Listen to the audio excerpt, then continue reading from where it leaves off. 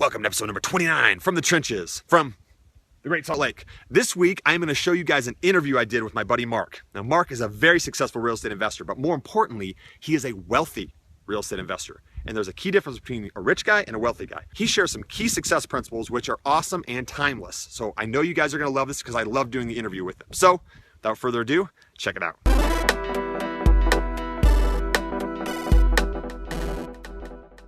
Mark McKee. So tell us a little bit about yourself.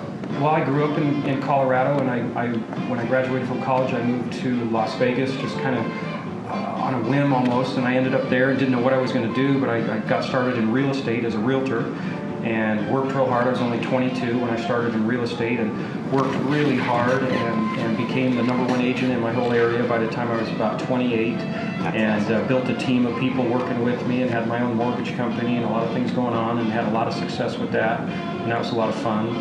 And you did, and you're being humble here, but you did a lot of speaking, coaching, yeah, information products. and people used to ask me how I was doing it, so I ended up creating some educational products for real estate agents on, how to market better, how to work with buyers and sellers, and I had all my, my listing presentation. I'd make live calls to for sale by owners. I would, all my forms and checklists and strategies and everything, and so I helped a lot of real estate agents with that, and used to travel around and do seminars and speaking, and then got more into flipping, and all the while I was buying houses, right? All of that. From the beginning I started buying houses. I think that's key. You made a lot of money doing all those things, but all the while you were picking up houses for that long-term wealth. And now you're enjoying you can do whatever you want to do because you've got that passive income. And part of it maybe is, I don't know if I want to say there was a fear, that's not the right word, but it just, I wanted to build something for the future. The thing that caught me about your story is you've been investing for a long time. Yeah. But the rental part of it, I want you to talk to me about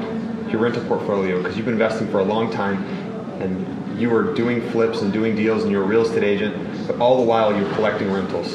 Talk about that. Right. Yeah. When I first got started in real estate, Andy, my first manager told me you can make a lot of money as a real estate agent earning commissions, but if you want to build for the future and build a retirement, you got to start buying houses, because there's no, quote, retirement program as a realtor. You need to make your own.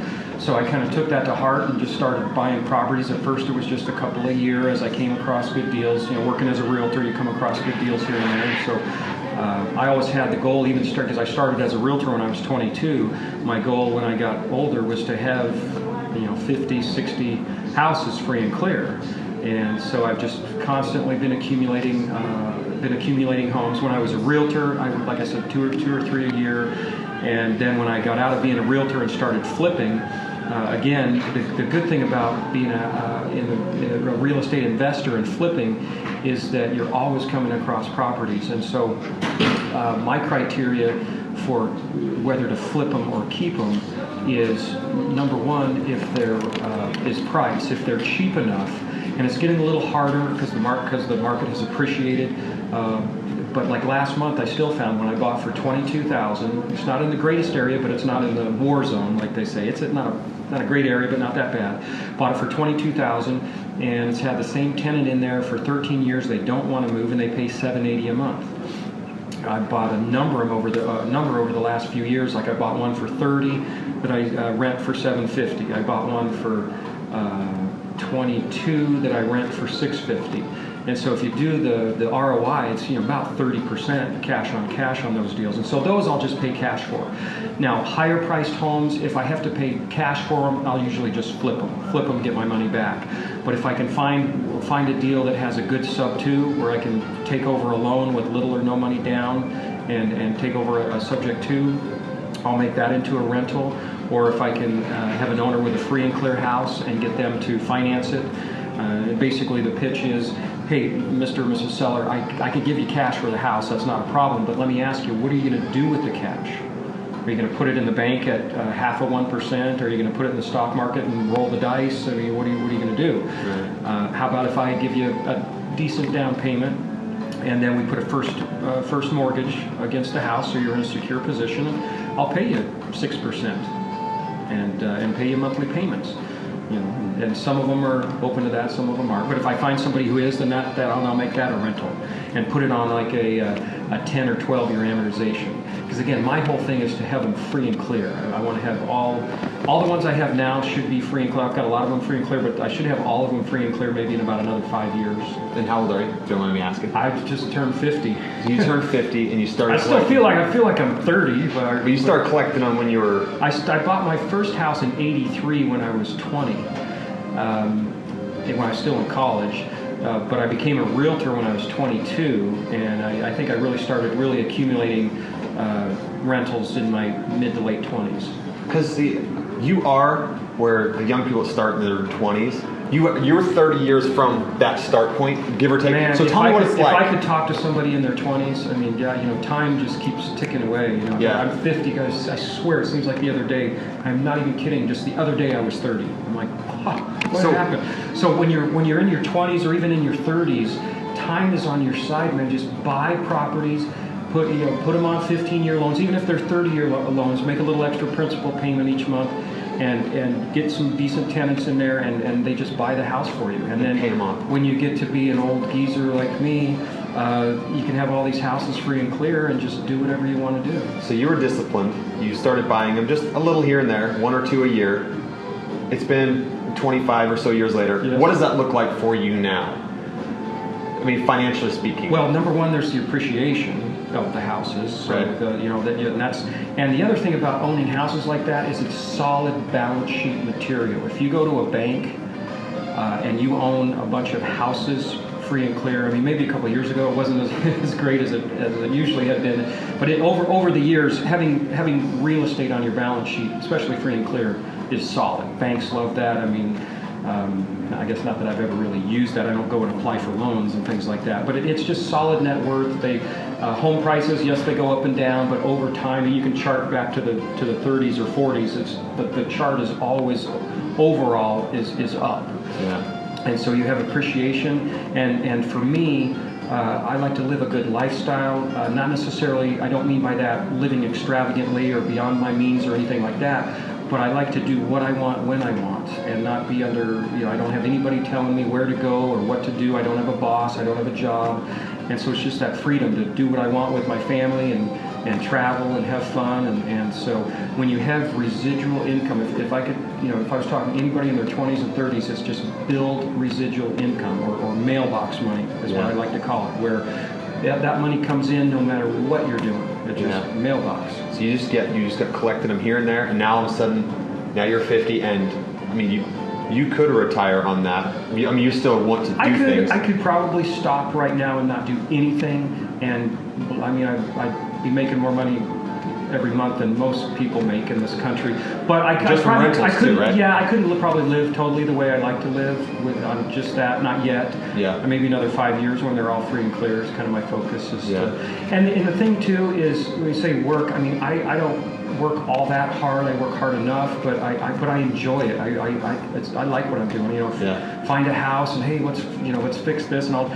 Yeah, I know a lot of guys do tons of deals. They never even go to the houses, but I typically go to most all of the houses that we do in Las Vegas. And I mean, in Las Vegas, you can get to almost anywhere in 20 minutes. So I'll stop by a house with my main guy and just say, okay, let's do this, this, and this, and we got to fix that, and then it's just kind of fun to me. And I'll come back a week later and this is most of it's done, and I'll come back 5 days later. Okay, it's all done, and occasionally they'll call me and Mark, we got an issue here, we got to make a decision. So sometimes I'll stop by in between. But so you like to be involved? Yeah, I mean not swinging a hammer. Not swinging a hammer. No, nothing like that. But I just get satisfied. I like fixing things, and I'm tinkering with things and stuff. So to me, I get satisfaction from finding a property, and maybe it's the junkiest, ugliest one on the block, and we take it, and 2 weeks later, on average.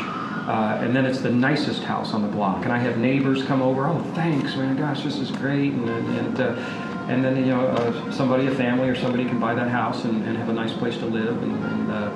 So I see. Just the thing that popped in my mind is I see sometimes in the news media or other places, these flippers, these house flippers, like it's a derogatory thing, and I'm thinking, house flippers are the ones that take these beat up, ugly houses and fix them up and make them nice so people have a nice place to live. But you're going to make a profit on that. Oh gosh, imagine Heaven that. forbid. Yeah. Heaven forbid the profit. In America, imagine that. You said you're 50 now. You didn't want to admit that, but you did. That's no secret. But at 18 years old, if you could get in a time machine, go back and whisper in Mark's ear at 18 years old, knowing what you know now, what would you go tell yourself? Just buy all the properties you can, build residual income, enjoy your life. I'd say there's going to be a company called Google, and you should buy all of the stock that you can. Bet the farm, mortgage the houses, and buy Google. And I don't know, but just do what you like. If you find something that I've gone in my life. I've always been in real estate, but a couple paths here and there that with things that I just didn't enjoy, and I just said, life's too short to do something that you don't like. And that's what when I think of your typical person trapped in a 9-to-5 job that they don't like, and they just hate going to work. And I just, break out of that, find something else. Either become an entrepreneur and do something like that, or at the very least find a job that you do like. Yeah. It's kind of sad, actually. What has made you successful? Because we haven't got into that here, but you're extremely successful, you're diverse, you've done a lot of things. You're a very successful real estate agent, that's an understatement. You've been a successful flipper, and successful in other ventures that you've done. What makes you successful versus other people that might not have been as successful?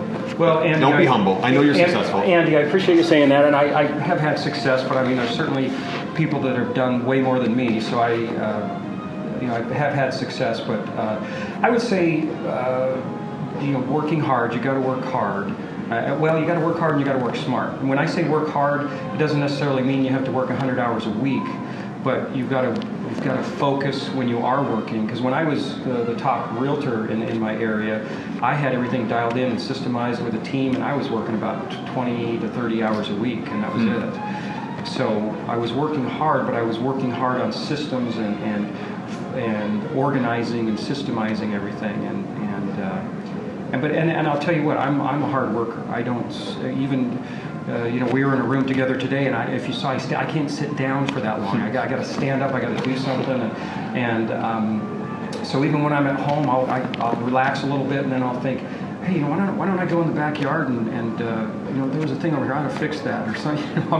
I'm just always got to be doing something, or I'll go upstairs and I have a nice house, so I have a nice office at my house, and I'll just start strategizing on things, or looking up stuff on the internet, or going over lists of things goals and things I want to accomplish. And so I would say probably that would be the main thing, is that I'm always in motion, always doing something, and I do take vacations and chill out and go on cruises and have fun, and unwind. But typically I'm always, the wheels are always turning. I'm thinking of something and trying to. I heard you say you're an action taker, and then you mentioned goals in there. So is that another success principle you would say? Yeah, I've been a goal setter for a long time, and but goals without action are like a pipe dream. They're like a fantasy.